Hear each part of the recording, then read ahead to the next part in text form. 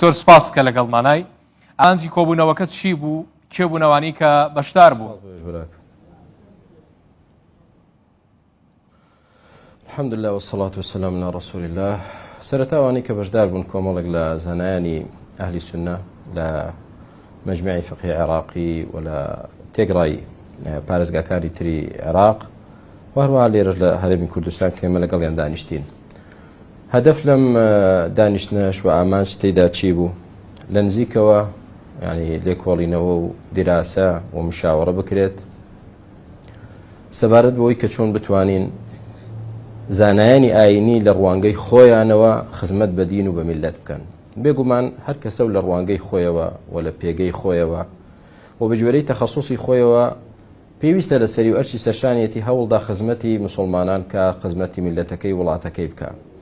ئێمە لە ڕوانگەی خۆمانەوە وەکو کۆمەڵی مامۆستایانی ئاینی لە سەر منهەجی ئەهلی سونەت لەسەر قورئان و سونەتی پێغەمبەری خوا عەلەیهی سەڵات وسەلام دانیشتین بەوە مەبەستەی کە چۆن بتوانین خزمەت بەم دینە زیاتر بکەین، خزمەت بە مسلمانان بکەین، خزمەت بە وڵات و میلەتەکەمان بکەین، جارێکی تر دووچاری فتنەی داعش و هاوشێوەی داعش نەبێتەوە، چۆن بتوانین ئەمن و ئەمان ئیستقرار بگرێت ئینشاء الله لە ناوچە سونیەکانیشدا هەروەکو چۆن لە هەرێمی کوردستان الحەمدولله ئەمن و ئاسایش استقراری کردووە و چۆن لەگەڵ ئەوەشدا بتوانین زیاتر دین بڵاو بکەینەوە و قوتابخانە و شوێنی زانستی لە ناوچە سونیەکاندا ئینشاء الله تعالی دابمەزرێنرێت.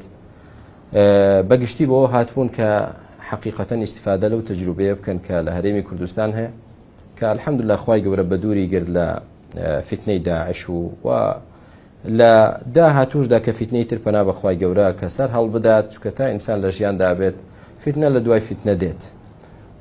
هەدەفی ڕئیسی ئەوە بوو الحەمدولله و دانانی منهەجێکی موحەد بۆ دراسەکردن و خوێندنی لامەرکەزی طبعا کە فەقێ و تەڵەبەی فێرخوازی زانستی شەرعی لەسەری بخوێنێ لە هەموو شارەکان جا هەر لە دهۆکەوە تا سلێمانی تا هەولێر تا وەکو کەرکووک تا بەسڕە ئەوانەی کە ڕازی بن بەوەی کە لەسەر قورئان و سونەت پەروەردە بکرێن ئەو منهەجە زانستیە بخوێنن ئەکادیمیە کە تەرکیزیش لەسەر مەذهەبی شافعی کراوەتەوە الحەمدولله کە یەکێکە لە ئیمامەکانی ئەهلی سونەت و جەماعەت.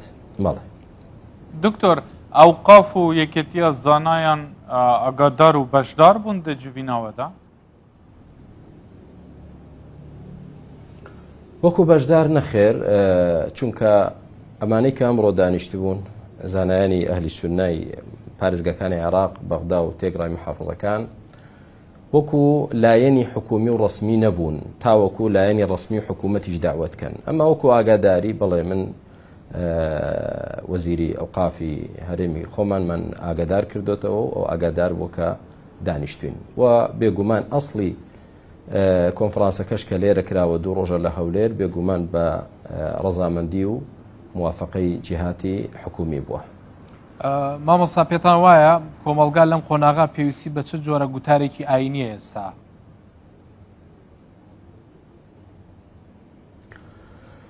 والله من پێم وایە کاوەش حەقە إن هذا القرآن يهدي للتي هي أقوم. قورئان دەرمانی هەموو دەردێکی تێدایە لەم سەردەمە و لە پێشتریش و لە داهاتوو تریشدا ئەگەر بێت و وتارەکانمان لە قورئانە پیرۆزەکەی خوای پەروەردگار و فەرموودە سەحەکانی پێغەمبەری خوا عەلەیهی سەڵات وسەلام وەرگرین، دوور بین لە زێدەڕەوی و کورتڕەوی و شلڕەوی و خوڕافەت و گۆڕانکاری، دەتوانین خزمەتێکی باش بە ئیسلام و مسلمانان بکەین ئینشاء الله. دەتوانین میانڕەویەت بەبێ مداهەنە و تەنازل لەناو مسلماناندا بڵاو بکەینەوە. دەتوانین پێکەوە ژیان هەبێت. پێغەمبەری خوا عەلەیهی سەڵات وسەلام لە مەدینە ژیا لەگەڵ 3 تیرەی جوولەکە، یعنی جوولەکەیە کە خوای پەروەردگار لە نەسی قورئاندا بۆمان باز دەکا کە لە هەموو کە زیاتر چێڕقی لە مسلمانە جوولەکە. واش پێغەمبەری خوا عەلەیهی سەڵات وسەلام لەگەڵ جوولەکە ژیا، کەواتە ئاینی پیرۆزی ئیسلام کە وەکو خۆی تێی بگەین هانمان دەدا ئێمە لەگەڵ تێگڕای خەڵکەکانی تریش کە مسلمانیش نەبن بەیەکەوە بژین، بۆ چونکە ژیان تەنها حەقی مسلمان نییە، حەقی هەموو لایەکە. جا ئاینی پیرۆزی ئیسلام وام لێ بکا من پێکەوە ژیان بسازێنم لەگەڵ نامسڵمانیش ئەوە ئەولاتر لە نێوان مسلماناندا پێویستە تەفاهم و بەیەکەوە ژیان و ژیانێکی سلمی هەبێت ئینشاءالله لەگەڵ نەسیحەت و فەرمان بە چاکە و نەهی لە مونکەڕ. بۆیە وتاری مامۆستایانی ئاینی پێویستە هەڵقوڵاوی قورئان و سنت بن، دوور لە زێدەڕەوی و کورتڕەوی، دوور لە دەستکاری و گۆڕانکاری، و سوود بە میلەت بگەیەنێ، سوود بە مسلمانان بگەیەنێ و بە شێوازێک بێ کە لەگەڵ مشکلەکانی میلەت بێتەوە، نەک بۆم باسی شتێککە کە چارەسەری نەخۆشیەکانی خەڵک ناکە. بەگشتی میانڕەوێتی و پێکەوە ژیان و تەرکیز لەسەر تەنها خواپەرستی، شوێنکەوتنی سنەتی پێغەمبەری خوا عليه الصلاة والسلام، گەڕانەوە بە قورئان و سنت پێویستە ئاوا بێت. بەڵێ باسی پێکەوە ژیانت کرد. ئێستا ئەو جۆرە گوتارە هەیە کە گوتاری ئاینی مەبەستمە لە هەرێمی کوردستانە مەترسی بێ بۆ سەر پێکەوە ژیانی پێکاتۆ ئاینەکان لە هەرێمی کوردستانە، ئەوە هەست پێەکەن؟ هەست پێ دەکرێت طبعاً لە ناو مسلماناندا لەوانەیە کۆمەڵێک یان چەند وتاربێژێکی حەماسی هەبێ کە یعنی لە سنووری وەسەطیەتی ئیسلام دەرچووە، حساب بۆ کۆمەڵێ و شەو لە فەض نەکا کە دەیدرچێنێت، حساب کۆمەڵێ ئەحکام نەکا کە حکم دەدا لەسەر بەرامبەرەکەیدا کە دەبێتە مایی تێکچوونی شیرازەی کۆمەلگا و تێکچوونی ئەمن و ئاسایش و تێکچوونی دەعوە و بانگەوازی ئیسلام، بۆ چونکە فیتنە دروست دەکا و نەتیجە بە تەسکردنەوەی بواری دەعوە تەواو دەبێت لەسەر بانگەوازی ئیسلام. هەروەکو چۆن لە غەیری مسلمانیشدا کەسانێک کە هەرچەندە کەمینەش بن بەڵام هەنەو بوونیان هەیە، ینی توندوتیژی لەوانیشدا بە هەر حاڵ توندڕەوی خزمەت بە ئیسلام و مسلمانان و کۆمەلگا ناکات. بەڵام الحەمدولله زۆرینەی مامۆستایان ئینشاءالله لەو بارە نین. دیارکردنا هەوەرین گوتارên ڕۆژێن ئەینی ژالی وەزارەتە ئەوقافێوە بڕێکارێکە چاوا دەبینی؟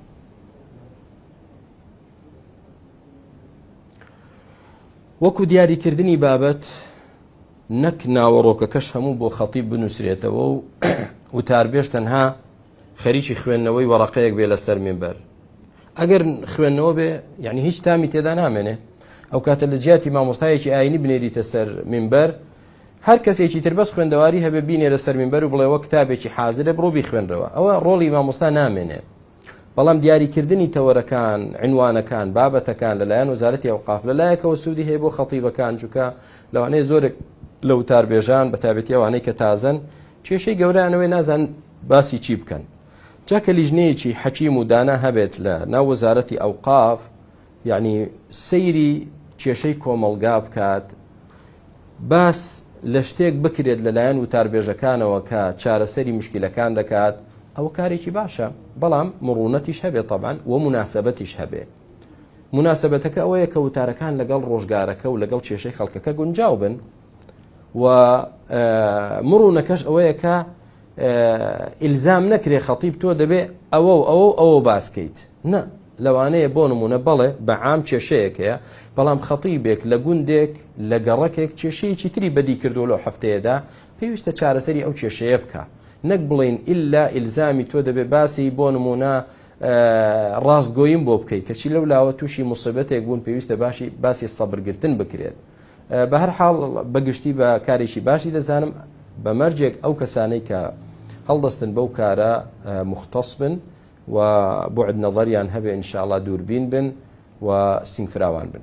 بەڵێ دکتۆر، ئەوەی کە ئێستا موسیبەتە بۆ سەر هەموو جیهان یا مەترسیە ڕوبەڕووی هەموو جیهان بووەتەوە بەگشتی، و عێراق وەرێمی کوردستانیش لی بێبەش نابن، بابەتی کاریگەریەکانی گۆڕانکاری کەشوهەوایەوە مەترسی وشکە ساڵی بە بیانبانبوون لە عێراقا هەوڵەدەن لە گوتارەکانتاندا قسە لە سەرم بابەتانەش بکەن بۆ هۆشیارکردنەوەی خەڵک، بۆ نمونە چۆن پارێزگاری لە ژینگە بکرێت، دەست بە ئاو بگیرێ، ئەم جۆرە ڕێنمایانە. ئیسلام چی دەڵێ لەسەرم؟ بێگومان وتاربێژ یا مامۆستای ئاینی تەنها بۆ ئەوە نەهاتۆ بە خەڵک بڵێ نوێژکەن و ڕۆژوو بگرن و پەیوەندی نێوان خۆتان و خوا چاکەن. ئاینی پیرۆزی ئیسلام لەگەڵەوەدا کە پەیوەندی نێوان مرۆڤ و خالق جەلە جەلالوه باش دەکات کە سەعادەت و بەختەوەری ئینسانەکان لەوەدایە، پەیوەندی نێوان مرۆڤەکان لە ناو خۆشیاندا چاک دەکات، و پەیوەندی نێوان مرۆڤ و ئاژەڵەکان و گیانلەبەرانیش باش دەکات، و پەیوەندی نێوان مرۆڤ و ژینگەش دار و درەخت و زەوی و کێو و ئاسمان و دەریاش باش دەکات. ئاینی پیرۆزی ئیسلام دینێکی کاملە ئیسلاحە بۆ هەموو بوارەکان ئەگەر تێی بگەین وەکو خۆی جێبەجێ بکەین.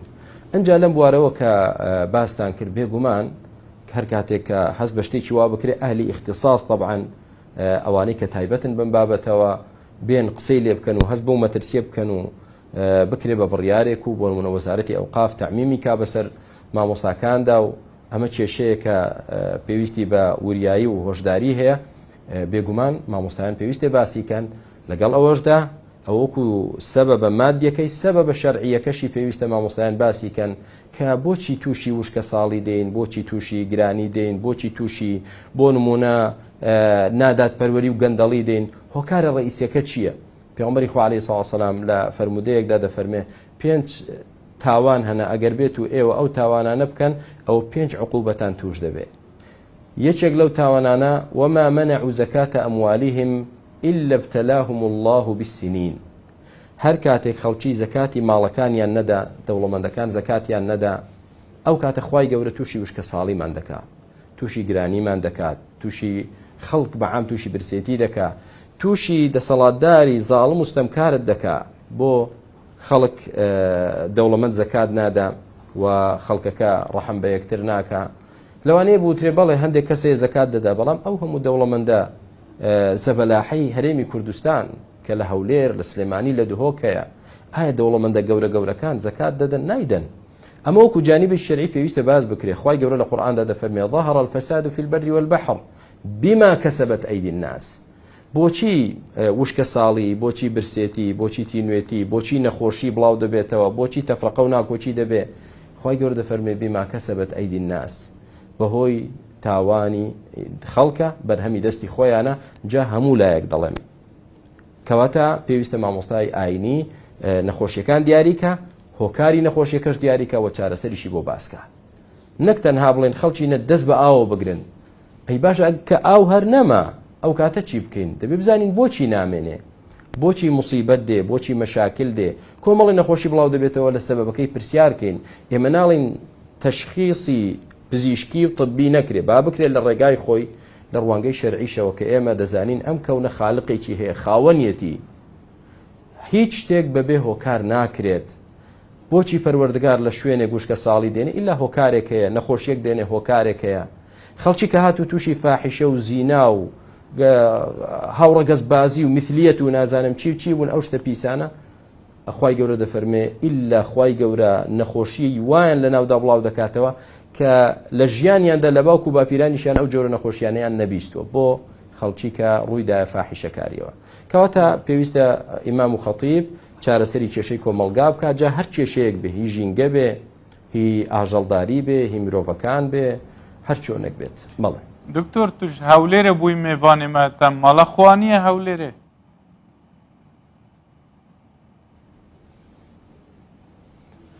وەڵاهی برام هەندێک شت هەیە پێم سەیرە، کوردەواری دەڵێ مێشێک دەکرێ بە گامێشێک و یعنی هەر کوردێک لە هەر کوێیەکی کوردستان بژیت ئایا حەقی خۆیەتی و ئازادە یا ئازاد نییە؟ بەڵێ ئازادە. ماڵم لە سلێمانی بێ کە ماڵم لەوەیە ئاساییە و حەقی خۆمە، هیچ کێشەیەک نییە. ماڵم لە هەولێر بێ هەر ئازادم و هیچ کێشەیەک نییە. بگرە ماڵ ببەم لە دهۆک داینێم هەر کێشەیە نییە. نەک من، هەر کەسێک، هەر کوردێک ئێوە یەکێکە لە مافەکانی مرۆڤەکان کە ئازادە لەکوێ بژێت. ئەمما ئاوا یعنی لێکدانەوە و شیکاری سیاسی بۆ بکرێت چوونی بۆ هەولێر یعنی ئەوە ئەی قوربان چوونم بۆ سلێمانی یعنی چی بوو؟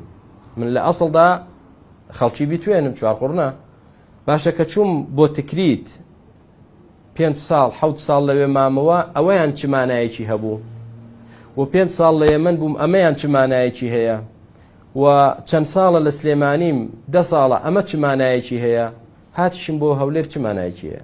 من نامەوێت ناوچە پەرستی بکەم، دەمێ خوا پەرستی بکەم، لەکوێ بتوانم خزمەت بە دینی خوا بکەم دەیکەم. زۆر ئاساییە ماڵێکم لە سلێمانی بێ، ماڵێکم لە هەولێر بێت، زۆر ئاساییە، بەلای منەوە کێشەیەک نییە. ئەمما کەسانێک کە خۆیان چاویلکەیەکی تایبەت بە خۆیانیان کردوتە چاوی خۆیان، چاویلکەی سوور تۆ بە سوور دەبینێ، سەوز تۆ بە سەوز دەبینێ، زەر تۆ بە زەر دەبینێ، کاکە و چاویلکەیە لا بە دنیا بە تەبیعی وەکو خۆی دەبینی.